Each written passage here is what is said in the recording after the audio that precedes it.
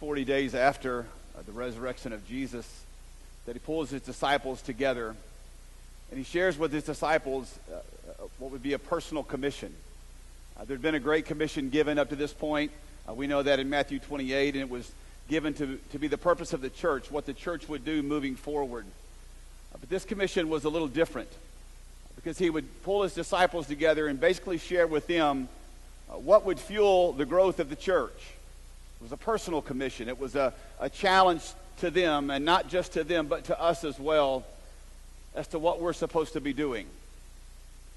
Acts chapter 1, starting in verse 7, Jesus says, "It's not for you to know the times or periods that the Father has set by his own authority, but you will receive power when the Holy Spirit has come upon you, and you will be my witnesses in Jerusalem and all Judea, Samaria, and to the ends of the earth." And so there's some very powerful words in that commission, but two words that stick out to me are, to me, two words that make all the difference. And that is the phrase "will be."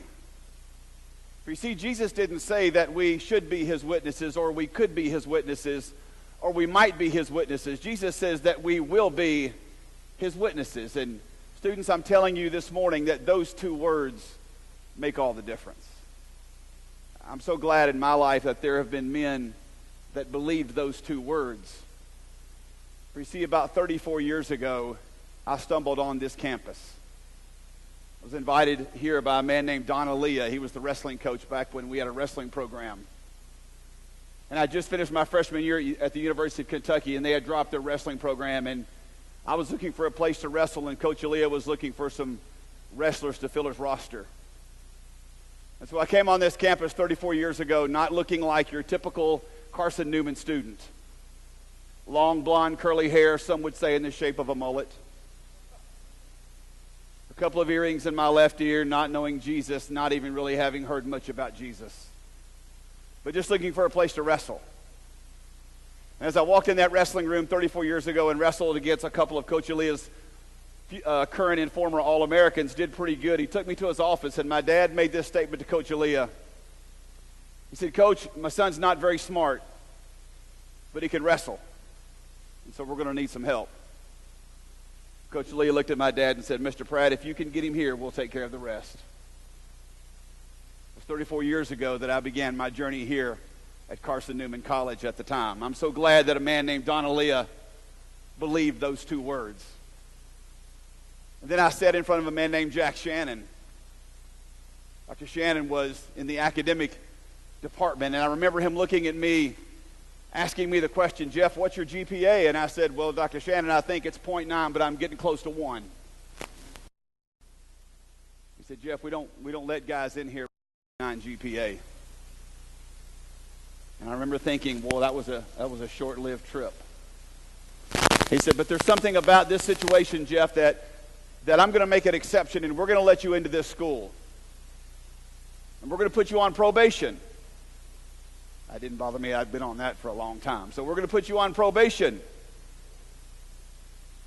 But for some reason, I feel like we need to give you a chance."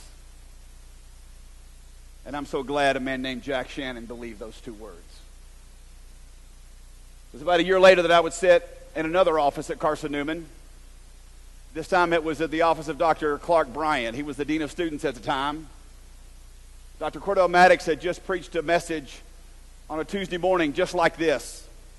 A message that said that he was not going to let athletes get away with behavior and conduct that was not conducive of Carson-Newman College.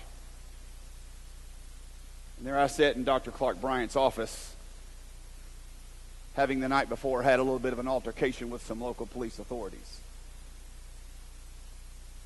So I met with Dr. Bryant. He looked at me and he said, "Jeff," this was Tuesday afternoon, he said, "Jeff, I don't know what we're going to do. You couldn't have hit it any worse from a timing perspective. So come back Friday and I'll let you know if we're going to let you stay in school." Those 3 days were the toughest days of my life. I didn't know what I was going to do. I knew I couldn't go back home. My dad really wouldn't let me come back home, so it was either I stayed at Carson-Newman College or I go to Florida and become a championship wrestler. That wasn't a real bright future. So I go into Dr. Bryant's office on Friday, and he looks at me and he says, "Jeff," he says, we've talked about this, we've prayed about this, and we don't understand it, but for some reason we need to let you stay here in school because you need to be here. And I'm so glad Dr. Clark Bryant believed those two words. It would be a semester later that I would meet a young man named Steve Wright. Anderson College had dropped their program, and Steve was looking for a place to wrestle, and so he comes to Carson-Newman College, and I'll never forget meeting him in that wrestling room in the basement of Butler Blank Gym as we were in there practicing one day, and this guy shows up, and he's got this T-shirt on. In the back of a T-shirt, it says, "Jesus Saves." And I'll never forget saying to myself, man, the last thing we need on a wrestling team is a Jesus freak, because that's not who we are. We're the rough guys. We're the mean guys. We're the crazy guys. We didn't need somebody who loved Jesus. What I didn't know was that Steve's journey to Carson-Newman College was so that he could find the roughest, meanest, nastiest, ugly, I don't know about the ugly part, but that guy. He said, I want to find that guy, and I'm going to pour my life into him. I'm going to lead that guy to Jesus. That guy was me. And so for a semester, he poured his life into me. And he loved me. And he showed me what it meant to follow Jesus. And he just didn't show me a Bible, and he just didn't present to me the Roman road. For a semester, he just poured his life into me, and he encouraged me, and he loved me. And what I saw about his life was that he had something I didn't have. There was a peace and a contentment that he had. And so we would go, and at the time, we would wrestle Clemson, or we would wrestle UT, or whoever it was. And regardless of how he did, there was a contentment and a peace in his life that I didn't have.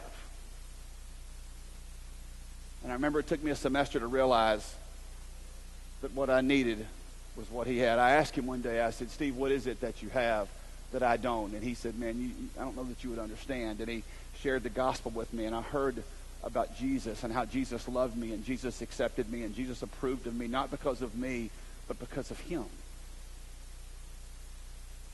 January 11th, 1985, over in the corner of what we used to call Alumni Dorm, laying there in a twin bed, I'll never forget saying to Steve that night, Steve, there's no telling what Jesus would do if I just gave him my life. And all he said to me was, you're probably right. And so that night, January 11th, 1985, on a corner over here at Alumni Dorm, I laid in a small twin bed, and I said, Jesus, I don't really know who you are, but I want to give you my life. I want what my friend has. And I want to know you. I want to have the peace and contentment in my life that he has. And I went to bed, and I woke up, guys, the next morning a changed person. Looked in the mirror and knew that there was something different. I'm so glad a man named Steve Wright believed those two words, because it would lead me to a Jesus that would change my life forever. From that, a guy named Troy Ratcliffe was saved. And then from there, a guy named Kevin Parrott was saved. And then a guy named Shane Stamatis and Maurice Harrison, Terry and Eddie Crocker, Gil Bates, Rocky Bain. I could go down the road. There were about 12 or 13 of us wrestlers that year who became Christians. Changed the entire makeup of our wrestling team. And it began to spread on this campus. We began having a Bible study off campus. We had it on Wednesday nights because the BSU played secular music, and we were opposed to that. We had over 200 students coming to our Bible study just wanting to hear about this Jesus that had changed this wrestling team. It would be a semester later that I would meet a young lady named Julie Lay, that I would quickly become smitten over her. She's been my wife for over 30 years. I've got 3 kids who love Jesus. And I've got a granddaughter who at the appropriate time will hear about Jesus. And you know why? It's because people in my life believe those 2 words. What if those people would have thought, it just says you could be, or maybe you should be, or maybe it's a suggestion. And 34 years later, I wouldn't be standing here. I've been waiting for this invitation for 34 years to share that story. This is a very special place. Very special place. The verse goes on to say in verse 9, after he had said this, he was taken up as they were watching. Jesus gave this commission to the disciples that they will be his witnesses. And then Jesus goes up, and it says in verse 10, while he was going, they were gazing into heaven, and suddenly 2 men in white clothes stood by them. They said, Men of Galilee, why do you stand looking up into heaven? This Jesus who has been taken from you into heaven will come in the same way that you've seen him go into heaven. Here's my challenge to you this morning. Don't just be a gazer. Be a goer.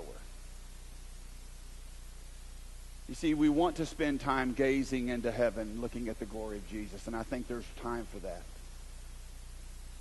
But if our gazing doesn't lead to going, then we have objectified our worship. Our worship should lead us to will be. So I want to challenge you that will serve this year. Some of you will serve Fuge Camp. Some of you will serve Central Kid Camps. Some of you will go around the world and serve. Listen, don't forget that Acts 1:8 is not a suggestion. It is a command. And I want to encourage you, and I want to present to you proof that 2 words make all the difference.